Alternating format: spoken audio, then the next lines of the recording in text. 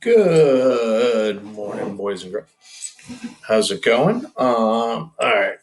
I am about to read chapter 17 because of Winn-Dixie. So, I got Zuri really is insisting on hearing it today. So, here we go again, right, buddy? All right, here we go. All right, chapter 17. All right. Oh boy. All right, where we left off last, they were at the Block Library. Remember that?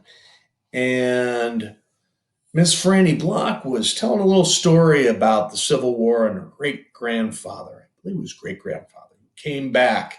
Might have been great great grandfather who came back from the Civil War, and she was about to continue the story. So here we go.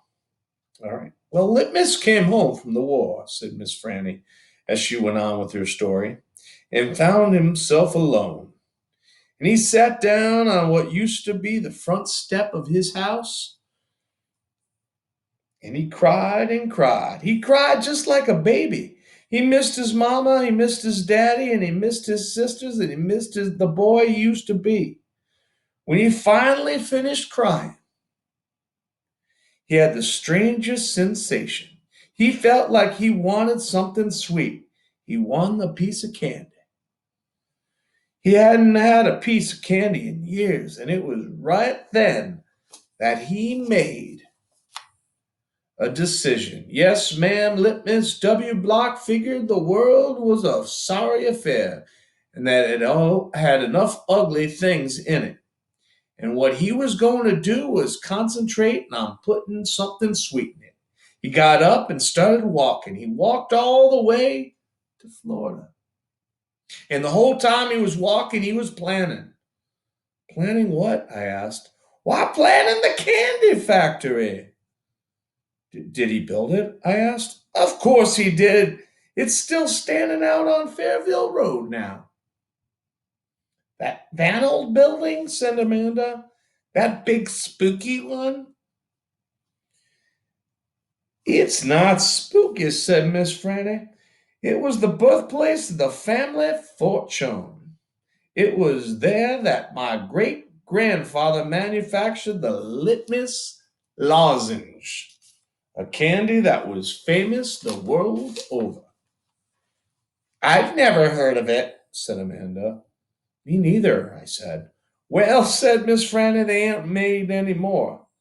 The world, it seems, lost its appetite for the Litmus lozenges, but I still happen to have a few.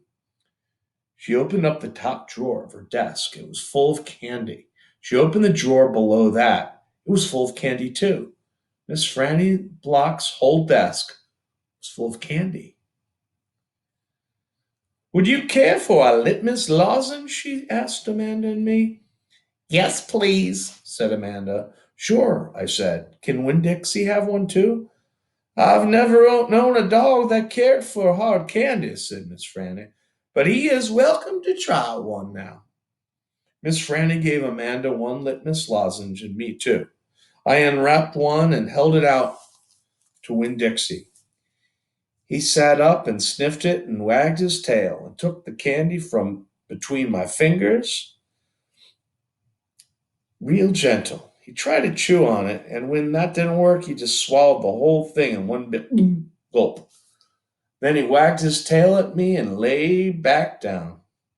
I ate my Litmus lozenge slow. It tasted good. It tasted like root beer and strawberry and something else. I didn't have a name for it. Something that made me feel kind of sad. I looked over at Amanda. She was sucking on her candy and thinking hard. Do you like it? Miss Franny asked me. Yes, ma'am, I told her. What about you, Amanda? Do you like the Litmus lozenge? Yes, ma'am, she said, but it makes me think of things I feel real sad about. I wondered what in the world Amanda Wilkinson had to feel sad about. She wasn't new to town. She had a mama and a daddy. I'd seen her with them in church. There's a secret ingredient in there, Miss Franny said. I know it, I told her. I can taste it. What is it? Sorrow, Miss Franny said. Not everybody can taste it. Children, especially, seem to have a hard time knowing it's in there. I tasted, I said. Me too, said Amanda.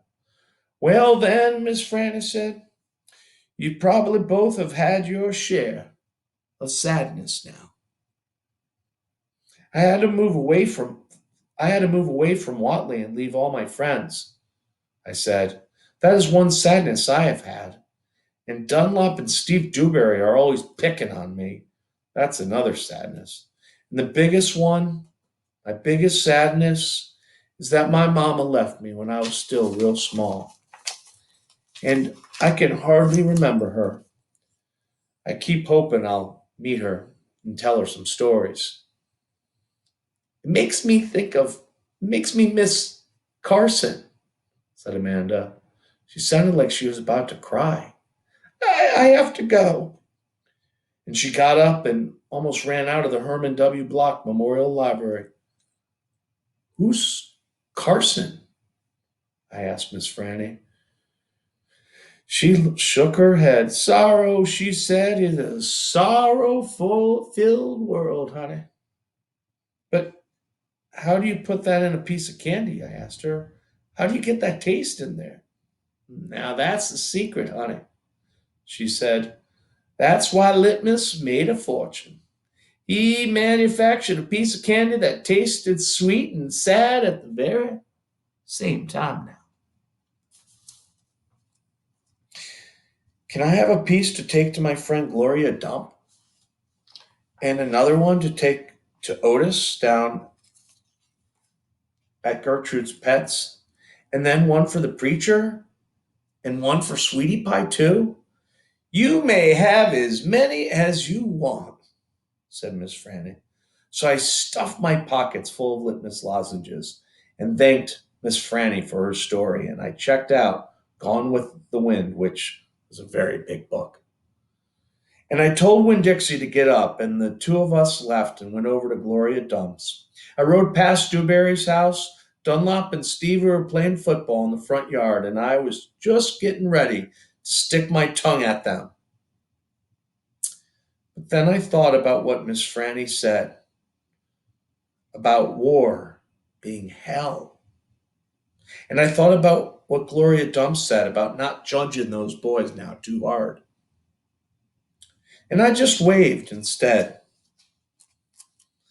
They stood and stared at me, but when I was almost all the way past, I saw Dunlop put his hand up in the air and waved back. Hey, he hollered. Hey, Opal. I waved harder and I thought about Amanda Wilkinson and how it was neat that she liked this great good story the same as I did. And then I wondered again, who was Carson? All right, boys and girls, that is it for today. That was chapter 17. Chapter 18 is next. All right, have a wonderful day.